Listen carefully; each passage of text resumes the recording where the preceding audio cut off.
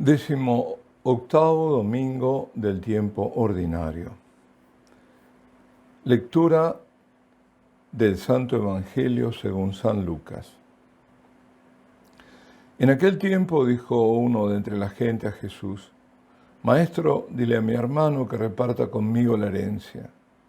Él le dijo: Hombre, ¿quién me ha constituido juez o árbitro entre vosotros?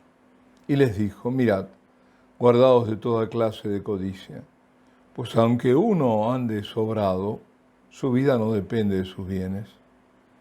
Y les propuso una parábola. Las tierras de un hombre rico produjeron una gran cosecha.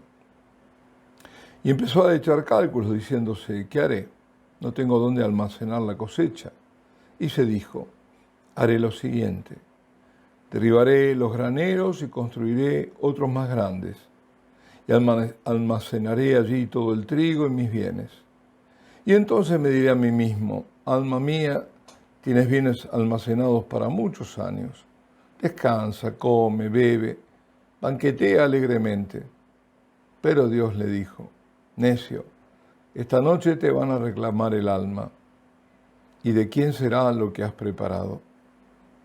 Así es el que atesora para sí y no es rico ante Dios. Palabra del Señor. Bueno, esta vida sobre la tierra es efímera. Como dice el salmista precisamente en el Salmo de este domingo, y agrega lo que ahora cito, no está en la parte que se lee o que se ha escuchado.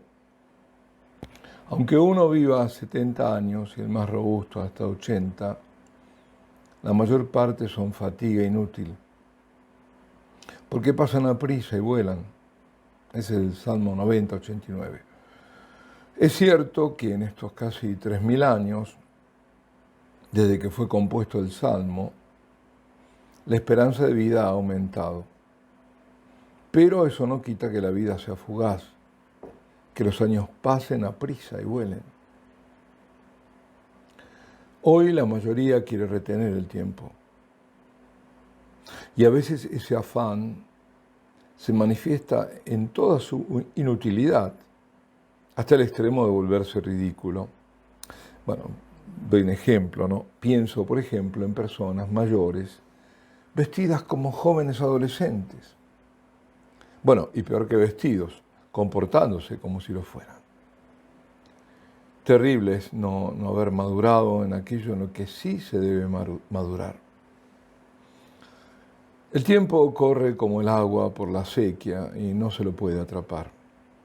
Quieres atrapar el agua con la mano y lo único que te queda es tu mano mojada. Es el recuerdo. Este instante, al terminar la frase, ya fue. Pero esta realidad no debe angustiarnos. Y no nos angustiará si vivimos el instante, el hoy de nuestra vida, como nos enseña el Señor. No andéis agobiados pensando qué vais a comer, o qué vais a beber, o con qué os vais a vestir.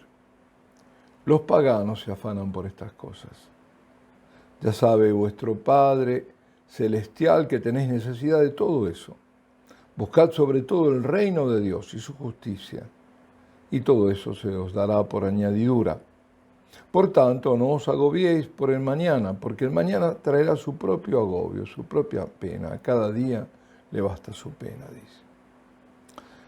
Buscar el reino de Dios y su justicia es ser santo, es seguir un camino de continua conversión a Dios, es ir por el camino de perfección en el amor. Ese camino es de desprendimiento, de ir despojándose, aligerándose del yo, de ese yo que nos hunde, que nos impide avanzar espiritualmente. Venimos a la vida desnudos, pobres, y debemos partir de ella ricos. Todo lo que hemos acumulado, todo lo que ahora tenemos, me refiero a bienes materiales, un día, en un instante, habremos de dejarlo. Solo nos llevaremos aquello que dimos con amor y por amor a Dios y a los demás. darse cuenta que se ha gastado la vida preocupándose por lo que es insustancial, pasajero, como la moda, vano, y que se ha dejado pasar lo importante y necesario, es muy amargo cuando uno mira hacia atrás, hacia el camino recorrido. Si hasta cosas que aparecen como importantes en el momento, al final suelen ser intrascendentes. Marta, Marta, andas inquieta y preocupada con muchas cosas, solo una es necesaria. Lo recordamos, es el amable reproche que Jesús le hace a Marta, hermana de Lázaro y de María. Ciertamente e indudablemente, eso no se discute, hay tareas que debemos hacer, que son necesarias hacer, pero no debemos quedar atrapados en ellas, agitarnos de tal modo que perdamos de vista lo esencial, lo más importante. María había elegido escuchar a su Señor y Maestro. Estemos atentos para que no nos ocurra que por tanta tarea dejemos de rezar, de tener nuestros momentos con el Señor. Y si esas tareas son impostergables, entonces que no nos falte el anhelo de Dios.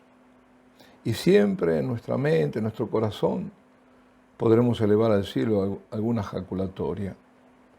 Porque como decía Santa Teresa la Grande, la de Ávila, o Santa Teresa de Jesús, también entre los pucheros anda el Señor. También entre los pucheros anda el Señor. O, traducido para los argentinos, también entre las ollas anda el Señor. Digo para los argentinos porque puchero en Argentina no es olla, sino una comida, el cocido español.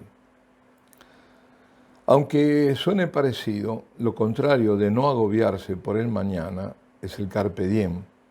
Suena parecido, pero no es lo mismo, es lo contrario. Habrán oído esa locución latina, carpe diem, que se la suele entender como aprovechar el momento como mejor puedas.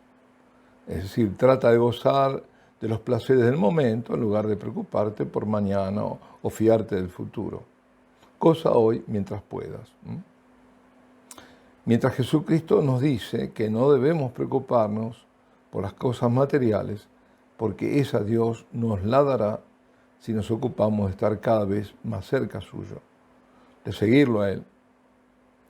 Ese término latino, carpe diem, que viene de un poema de Horacio, dice lo contrario. Sin embargo, lo que se entiende por carpe diem pareciera a primera vista lo mismo que dice Coelet, ¿no? O Eclesiastés, que es justo la primera lectura de hoy. Goza ahora que mañana no sabes cómo te irá. Por eso, a más de uno le puede llamar la atención que un libro así haya sido incluido en las Sagradas Escrituras. Sin embargo, la conciencia de la vanidad de la vida, dice, por ejemplo, al comienzo, vanidad de las vanidades, lo que fue es lo que será, lo que se hizo es lo que se hará, nada hay nuevo bajo el sol, vanidad de las vanidades, no es la idea central, sino otra. Lo que nos dice Coelet, con una suerte de triste ironía, es que no son dignas de ser apetecidas las cosas que son transitorias y que no debemos dirigir nuestra atención a las cosas fútiles o de ninguna entidad. Y esto no lo digo yo, esto concluye San Basilio Magno, uno de los grandes padres capadocios. Escuchad cómo termina el Coelet, si no. Dice, disfruta mientras eres muchacho y pásalo bien en la juventud. Déjate llevar del corazón y de lo que te recrea la vista, pero sábete que Dios te llevará a juicio para dar cuenta de todo. Acuérdate de tu Creador en tus años mozos, antes de que lleguen los días aciagos y te alcancen los años en que digas, no le saco gusto, antes de que se oscurezcan el sol, la luz, la luna y las estrellas, y tras la lluvia vuelva el nublado.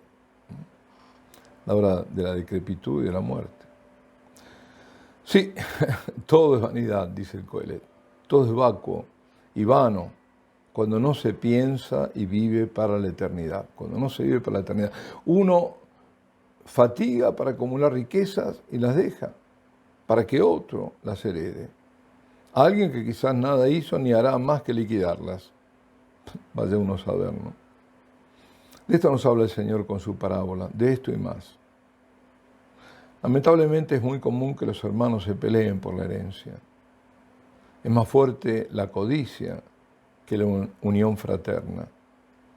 Es más fuerte el egoísmo en su desnudez que los lazos de sangre. Y a la codicia se la disfraza de justicia. No, yo reclamo lo que es justo. ¿Cuántos hermanos dejan de hablarse por esas disputas de herencia? Familias divididas por codicia, por orgullo, por no querer reconocer las propias faltas. Trabajar y atesorar exclusivamente para esta tierra es vanidad y es necedad. Necio, esta noche te van a reclamar el alma y de quién será lo que has preparado. Así termina el Evangelio de hoy. El Señor no condena la prosperidad de una persona, ¿no? Que eso quede bien claro, sino el egoísmo y su manifestación en la codicia de quien acapara y solo piensa en él, de quien todo lo que hace y piensa es por su solo y único interés. Por eso nos dice Jesucristo, donde está tu corazón, ahí está tu tesoro. Quien ha puesto su corazón en el dinero, ese y no otro será su tesoro. Y ese tesoro lo perderá hasta el último céntimo, cuando deje esta tierra en el momento de su muerte.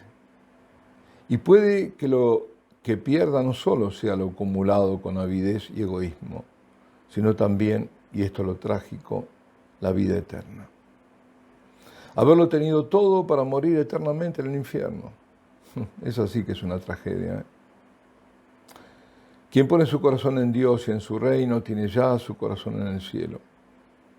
Y es rico ante Dios. Trabajar para el reino de Dios en la tierra, esa es nuestra tarea. Toda vez que hacemos un acto de amor verdadero hacia Dios y hacia otro, toda vez que enseñamos la verdad de la fe y de la moral católica a otro, toda vez que denunciamos el engaño,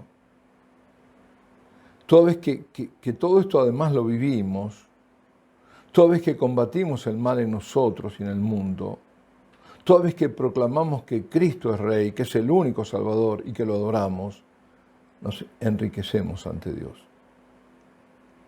Y para terminar, escribió el gran San Atanasio, ese gran santo que le tocara vivir en un tiempo parecido al nuestro, cuando la apostasía en toda la iglesia llevaba el nombre de la herejía arriana, y quien fuera primero, único, y luego de los pocos defensores de la verdad, digo que escribió San Atanasio en su vida de San Antonio Abad lo siguiente: quien vive como si tuviera de morir cada día, puesto que nuestra vida es incierta por naturaleza, no pecará, ya que el buen temor extingue gran parte del desorden de los apetitos.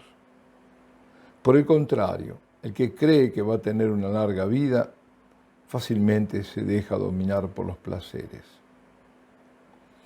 A la luz de la experiencia de este tiempo, podríamos decir que no solo los que creen que van a tener una larga vida, que en esta categoría se inscriben los jóvenes, sino también aquellos que cuando les viene la certeza que la vida es efímera, de inmediato sofocan la vida por ser esclavos de sus vientres, como diría San Pablo, víctimas de sus pecados a los que no desean combatir. Estos también fácilmente se dejan dominar por los placeres, por el pecado, por la mentira, por el engaño. Estamos advertidos. Alabado sea Jesucristo. Y la bendición de Dios Todopoderoso, Padre, Hijo y Espíritu Santo, descienda sobre vosotros y permanezca para siempre.